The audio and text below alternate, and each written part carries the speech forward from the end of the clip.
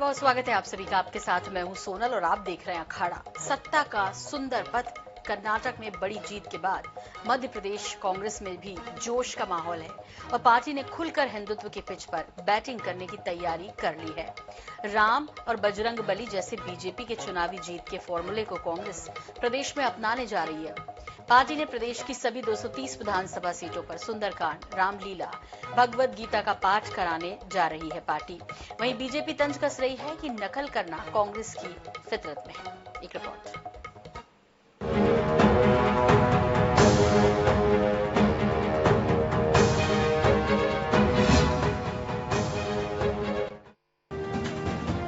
कर्नाटक की जीत से उत्साहित कांग्रेस अब धर्म का सहारा लेने में पीछे नहीं है।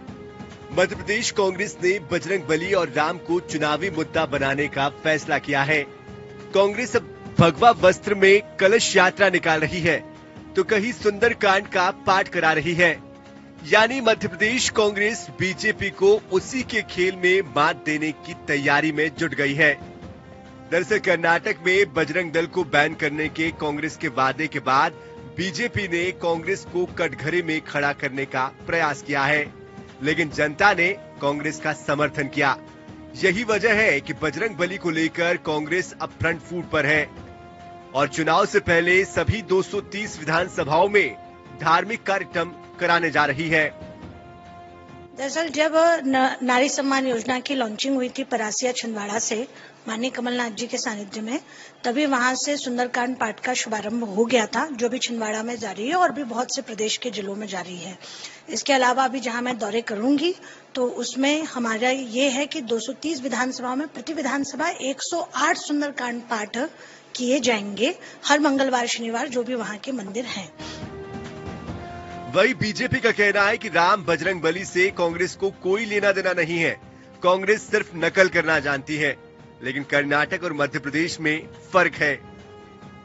ये रंगे सियार हैं। चुनाव के टाइम पर इनको हिंदू और हिंदुत्व की याद आती है और वैसे जीवन भर विरोध करते हैं। हम तो पूछते हैं कि क्या बिगाड़ा सनातनियों ने कांग्रेस पार्टी के लोगों का। सिर्फ तुष्टीकरण के लिए जिस प्रकार का कृत्य कांग्रेस के लोग करते हैं वो सबके सामने है।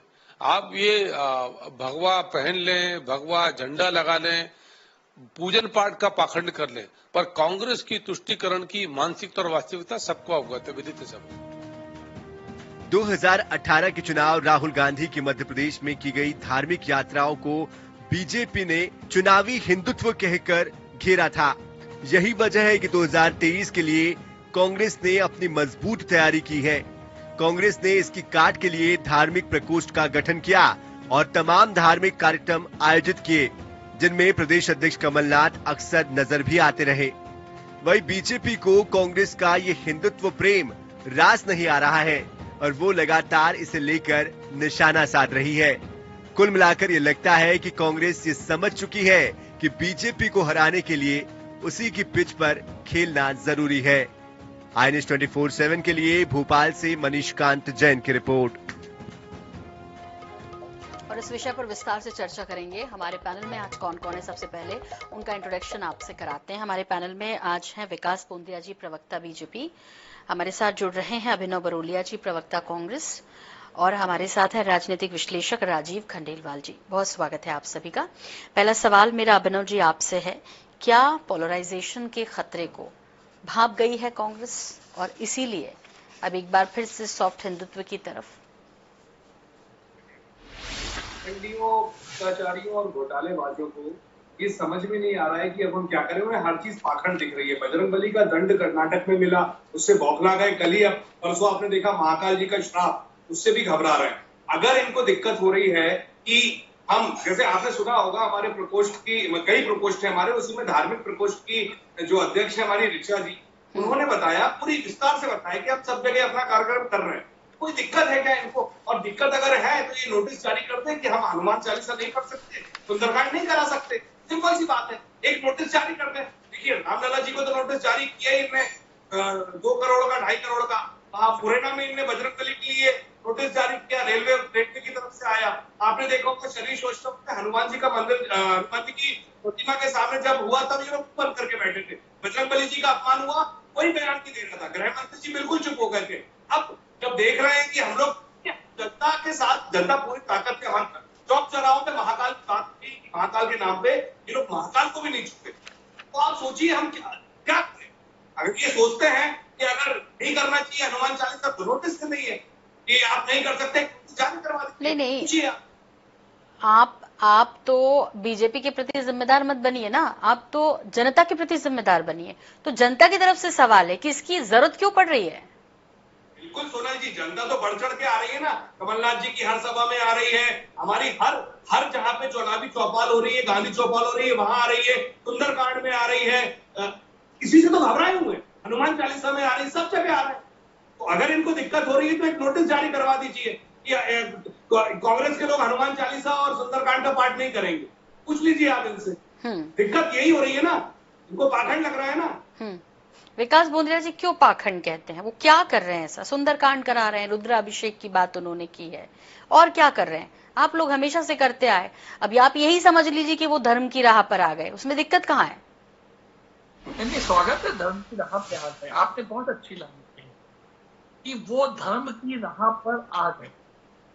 देखिए, भारतीय जनता पार्टी केवल सत्ता प्राप्ति के लिए राजनीतिक क्षेत्र में काम करने के लिए भारतीय जनता पार्टी के कार्यकर्ता नहीं बने हैं। भारतीय जनता पार्टी के कार्यकर्ताओं का मकसद है कि राजनीतिक क्षेत्र में भी धर्म कर्म के माध्यम से और के अनुरूप क्रियाकलाप हो, और दूसरा समाज में जो भारतीय जनता पार्टी विचार पिरोना चाहती है, जो सामाजिक संरचना, सामाजिक उत्थान, आध्यात्मिक और भौतिक सभी तरह का समग्र विकास हम लोगों का चाहते हैं, देश का चाहते हैं, उसके लिए हम धर्म की बात करते हैं। और कांग्रेस अगर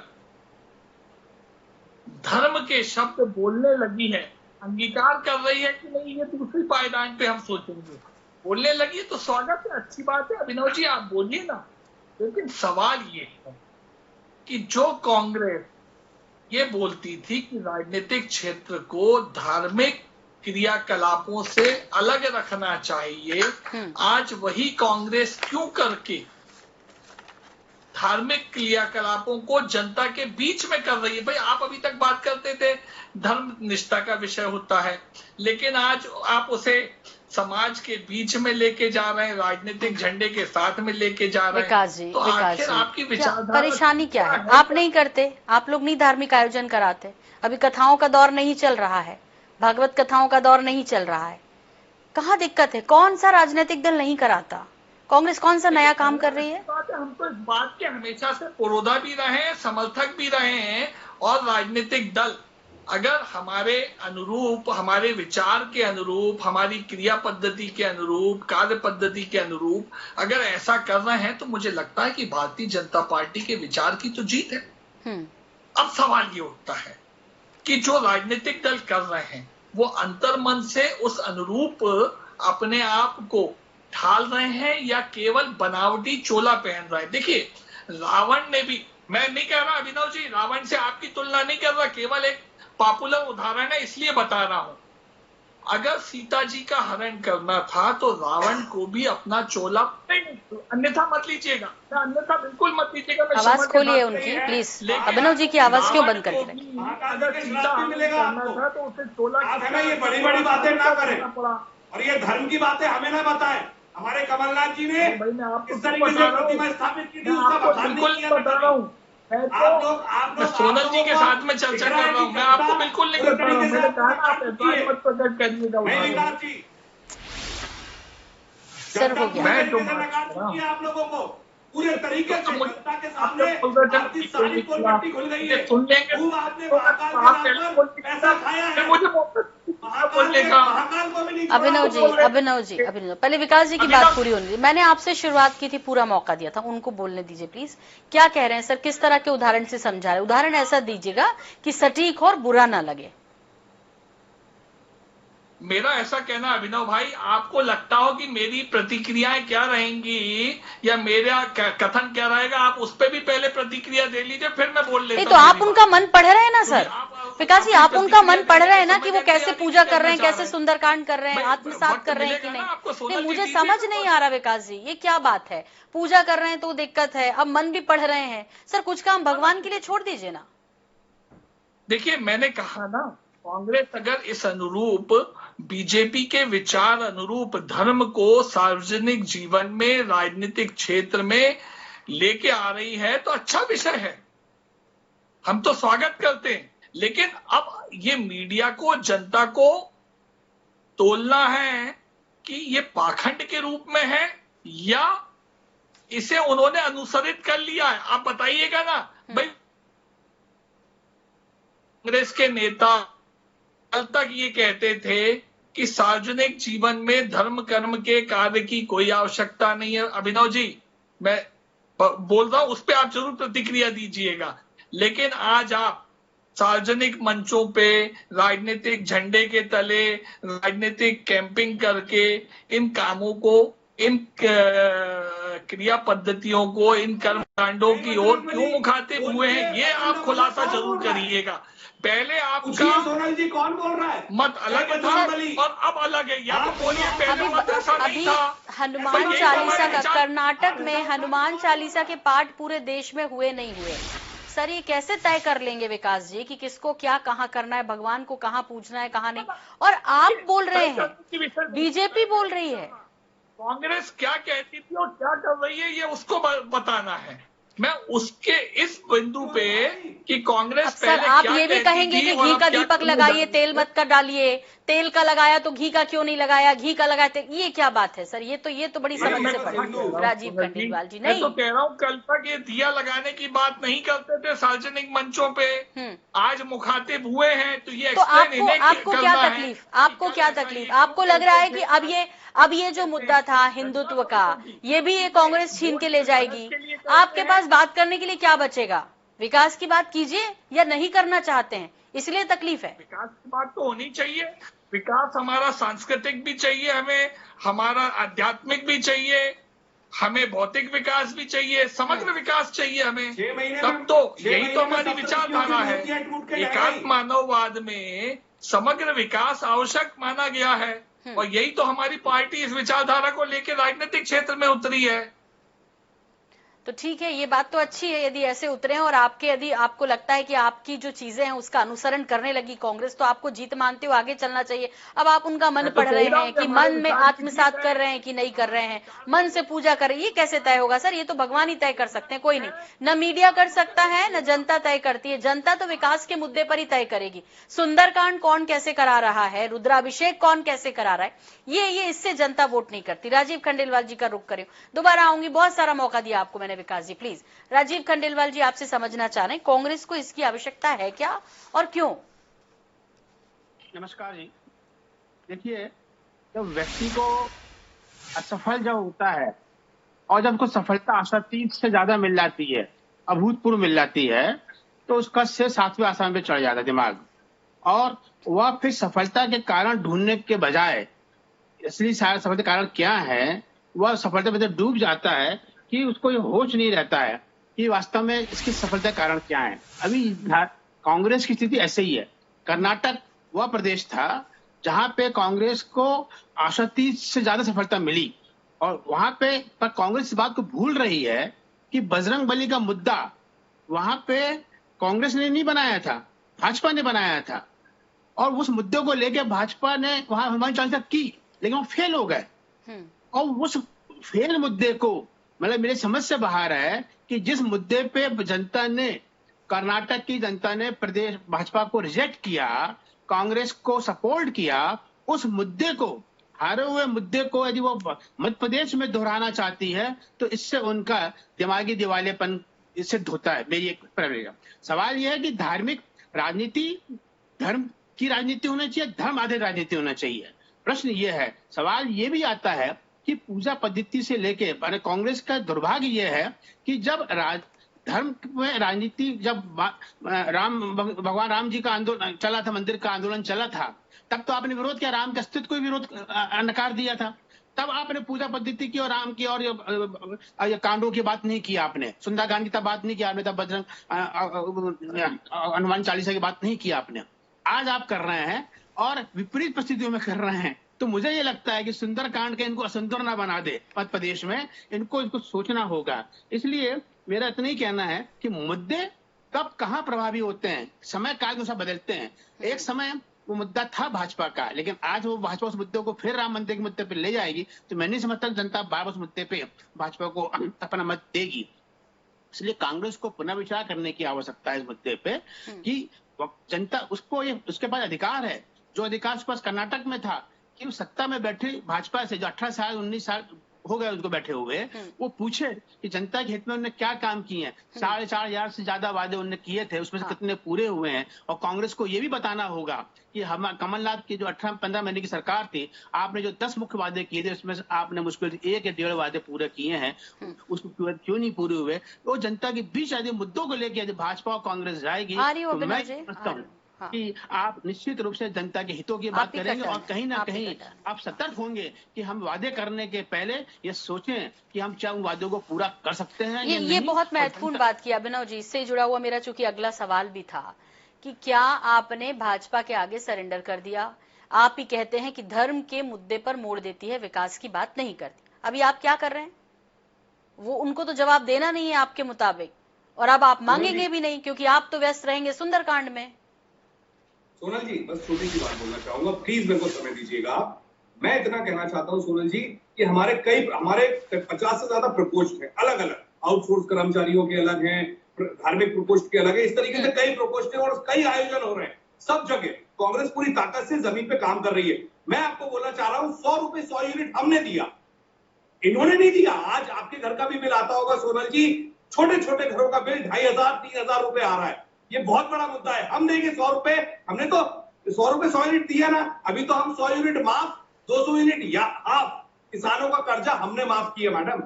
27 लाख किसानों का 2 लाख का कर्जा हमने माफ किया, विधानसभा के पटल पर है।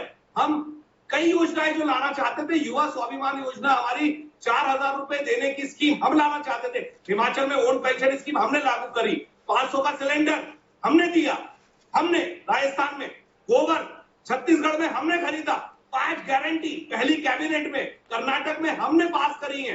यहाँ पर भी हम 5 गारंटी जो हमारे 5 वादे हैं वो हम ला रहे हैं। हम जनता के साथ पूरे तरीके से जुड़े हुए हैं, इसलिए आप देखेंगे कमलनाथ जी हनुमान भक्त हैं, उनके साथ लगातार लोग जुड़ रहे हैं, उनकी आस्था है हनुमान जी में। तो एक प्रकोष्ठ हमारा अगर ये गतिविधि कर रहा है, अगर वो सुंदरकांड कर रहा है, अगर वो हनुमान चालीसा पढ़ रहा है, तो क्या दिक्कत है? क्या दिक्कत है? अगर आपको दिक्कत है तो आप नोटिस दे दीजिए। बाकी हम जनता के बीच में, हमारा यूथ कांग्रेस भी काम कर रहा है, हमारा एनएसयूआई भी काम कर रहा है, हमारी महिला कांग्रेस भी काम कर रही है, सर सब तो काम कर रहे हैं। कीजिए, स्वतंत्रता है और कहीं भी कीजिए, कोई दिक्कत नहीं है। लेकिन अभी राजीव जी ने कहा, विकास बुंदेल जी के सवालों का जवाब मत दीजिएगा, लेकिन राजीव जी ने कहा कि 10 में से 1.5 वादे ही पूरे किए। इस पर टिप्पणी करेंगे अभिनव जी? बता दीजिए, जो हमारे 1 साल का छोटा सा अल्प समय का कार्यकाल था, हमने बेस्ट टू बेस्ट करने की कोशिश करी। हमने बिजली के बिल, जनता खुश थी हमारे फैसले से, किसान खुश था हमारे फैसले से, ओल्ड पेंशन स्कीम हम लागू करेंगे। आज कर्मचारी चाहता है। देखिए 18 साल में इनने क्या किया बताइए? भगवान के नाम पे बात करते हैं। महाकाल कॉरिडोर जो अभी क्षतिग्रस्त है उसके लिए हमने, कमलनाथ जी ने 350 करोड़ सैंक्शन किए, होम सर्किट। उसके बाद आप देखेंगे राम वनगमन पथ, धर्म की बातें करते हैं और धर्म के नाम पे भ्रष्टाचार करते हैं मैडम ये लोग। बस इतनी सी तो बात। महाकाल का जब क्रेडिट लिया जा रहा था तो आप शोर कर रहे थे कि ये तो है कमलनाथ जी ने इसके लिए इतना सैंक्शन किया, तो जब टूटा है तो उसमें भी थोड़ा शेयर कीजिए ना कुछ। यदि वहां पर प्राकृतिक आपदा आई तो कुछ शेयर कर लीजिए। फिर वो भ्रष्टाचार का बीजेपी क्यों माथे मढ़ रहे हैं खाली? हम कहा, हम तो जनता समझ रही है कि किसने, अच्छा ये किसने बनाया? 350 हमने किया था, 850 इनने किया सैंक्शन, इनने टेंडर दिए गुजरात की कंपनीज को, जिसको दिए। ये इतनी जल्दबाजी में क्यों थे भाई? जनता पूछ रही है, जनता सवाल कर रही है, इतनी जल्दी क्या थी? इवेंट करना था, मोदी जी को बुलाना था, कि जनता को भ्रमित करना था। सीधी सी बात है, सब जनता समझ रही है, हम जनता के साथ हैं। अच्छा, आप ये भी समझ रहे हैं, नहीं आप ये भी समझ रहे हैं कि कर्नाटक की तासीर अलग थी, मध्य प्रदेश की तासीर अलग थी, इसलिए वहां पर आप बजरंग दल को बैन करने की बात जरूर करते हैं। हनुमान चालीसा भले ही बीजेपी करती है, लेकिन आशीर्वाद वहां कांग्रेस को बजरंग बली देते हैं। लेकिन मध्य प्रदेश की तासीर अलग है, इसलिए अब आप यहाँ सुंदरकांड कराने लगे। मैं आपको लगातार बोल रहा हूं, अगर इन सब चीजों, हमारे प्रकोष्ठ है, यूथ कांग्रेस अपना काम करता है, युवाओं के बीच में जा रहा है, नारी सम्मान योजना के लिए महिलाएं वहां पर है। नहीं तो फिर उनको क्यों बोलते हैं कि धर्म की राजनीति करते हैं? उनको क्यों बोलते हैं? उनके भी प्रकोष्ठ है, वो भी अपना काम करते हैं, मर्जी है जिस कार्यकर्ता को करना है नहीं करना है। भगवान तो कुछ कहते नहीं ना, जहां बैठ के करना है करने लगो। हनुमान चालीसा, सुंदरकांड, कथाएं वाची जा रही हैं। ये जो नकली ढोंग करते हैं, हनुमान जी के सामने जब प्रदर्शन हो रहा था, हनुमान जी की मूर्ति रख के जो भी कार्यक्रम हुआ उसमें महापौर विधायक सब बैठे थे, उस पर बयान लेने जब जाते थे ना आपके रिपोर्टर, तो ये लोग बयान नहीं देते थे। सोनल जी, ये दिखाना चाहते हैं हम कि ये सिर्फ और सिर्फ भगवान के नाम पे थकते हैं, राजनीति करते हैं, जनता को भ्रमित करते हैं। इनकी अब धीरे धीरे परतें खुल रही हैं। महाकाल में जिस तरीके से परतें खुली, श्राप मिला है, तो अब इनको समझ में आ रहा है कि अरे अब हम क्या करें। इनके पास मुद्दे तो है नहीं, 18 साल की निष्क्रिय, नाकारा, भ्रष्टाचार और घोटाले वाली सरकार है। अब कुछ है नहीं, क्या डिलीवर करेंगे जनता को? ठीक है, विकास बोंद्रिया जी कह रहे हैं कि विधानसभा में स्वीकार कर लिया, कर्ज माफ हुआ आपके कृषि मंत्री ने। आप कहते रहिए कि कुछ नहीं किया। वो कह रहे हैं कि बिजली बिल भी जिस तरह से हमने माफ किया, आप तो किस तरह दे रहे हैं, जनता त्राहिमाम कर रही है। तो अब चूंकि कांग्रेस भी हिंदुत्व की राह पर आ गई, आपने 1000 दिए, उनने 1500 दे दिए, एक और आगे बढ़कर सिलेंडर भी 500 में देने लगे। तो क्या कहीं कहीं कुछ डर बैठा हुआ है कि अब कैसे करेंगे इस पूरे मामले में, हाईजेक कैसे करेंगे कांग्रेस को? देखिए, डर का कोई विषय नहीं होता। जब हम राजनीतिक क्षेत्र में काम करते हैं तो मेरी आवाज आ रही है सोनल जी आप तक? आ रही है। देखिए, जब हम राजनीतिक क्षेत्र में काम करते हैं तो अपनी संकल्पों को, अपने विचारों को, अपने द्वारा किए जाने वाले कामों को लेकर जनता के बीच चुनाव के माध्यम से जाते हैं। लेकिन बातों को जनता तोड़ती है कि कौन से काम वास्तव में कौन सा दल कर भी पाएगा या नहीं कर पाएगा। अभिनव जी की सरकार बननी है, इसलिए वो कुछ भी घोषणाएं करते हैं और जनता उनको मान लेगी, ऐसा आवश्यक तो नहीं है। अब देखिए अभिनव भाई, 500 रुपए में सिलेंडर देने की आपने बात की। एक बार बढ़ते बढ़ते पीसी शर्मा जी पूर्व मंत्री रहे, वो 100 रुपए ही बोल गए। तो बोलने में क्या है? मेरी आवाज पहुंच रही ना सोनल जी? हाँ, पहुंच रही है। आप कंटिन्यू कीजिए सर, कंटिन्यू कीजिए। ये अभिनव जी बीच में बोलने लगते हैं। आप बोलिए ना सर, आप बोलिए। हाँ, नहीं, मैं थोड़ा सा डिस्टर्ब हो जाता हूँ। अच्छा, ठीक है, मैं बोलता रहा हूँ। अभिनव जी आपको पूरा मौका दिया है, इसलिए बोलने दीजिए प्लीज। मेरा ऐसा कहना है कि अब ये 500 रुपए में कितना बड़ा कौन सा सिलेंडर देंगे, 100 रुपए में कौन सा देंगे? 1 किलो वाला, 2 किलो वाला, 5 किलो वाला, 14 किलो वाला या 17.5 किलो वाला, ये सब बताइए। उस मद में मध्य प्रदेश में हर वर्ष लगभग 8 करोड़ 9 करोड़ सिलेंडरों की खपत होती है। तो इनकी सरकार के पास में कहां से 8 करोड़ इंटू 500 रुपए का इंतजाम है? उसका चला थोड़ा सा पता नहीं सर, उन्होंने ऐसे ही हिसाब लगाया होगा जैसे आप बेरोजगारों को भत्ता दे रहे हैं, जैसे आप 1000 रुपए बहनों लाडली बहना को दे रहे हैं, इतना सारा कर्ज है मध्य प्रदेश पे, जैसे आप देंगे वैसे ही वो देंगे, कुछ होगा हिसाब किताब उनका। बहुत संक्षेप में राजीव खंडेलवाल जी आपसे समझना चाहते हैं, कथावाचक वर्सेस सुंदरकांड, ये होगा क्या? क्योंकि राजनीतिक बयानबाजियां कथाओं में हो रहे, पंडालों में हो रहे जिस तरह के आयोजन, उनसे खूब निकल कर आ रही है, तो क्या उसका तोड़ ढूंढ रही है कांग्रेस? सुंदर जी, आप बिल्कुल सही कह रही हैं।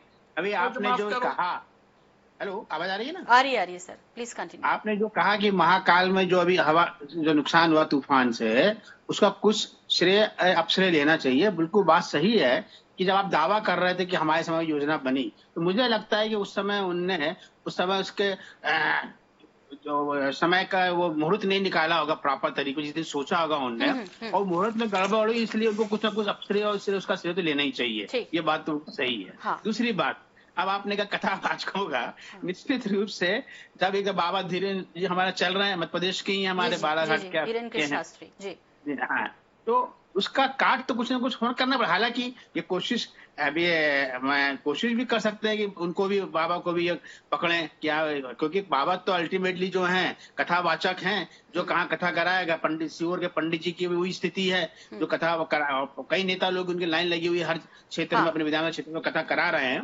तो कांग्रेस की भी उनको पकड़ कर सकते हैं। कमलनाथ जी खुद गए थे। बिल्कुल ठीक कह रहे हैं राजीव जी, और ये दोनों ही जो कह रहे हैं, जहां एक तरफ विकास बोंद्रिया जी कहते हैं कि पाखंड कर रहे हैं सुंदरकांड करके, अभिनव बरोलिया जी को भी लग रहा है कि बीजेपी सिर्फ धर्म की राजनीति करती है, वोटों के लिए राम का नाम लेती है, भगवान हनुमान का नाम लेती है। अब ये तो भगवान हनुमान और राम को ही तय करने दीजिए कि कौन उनका सच्चा भक्त है और कौन पाखंड कर रहा है। आशीर्वाद भी उनको उस हिसाब से दे दिया जाएगा। फिलहाल बहुत शुक्रिया आप सभी मेहमानों का जुड़ने के लिए, अखाड़ा में हमें वक्त देने के लिए। मुझे भी दीजिए इजाजत। नमस्कार।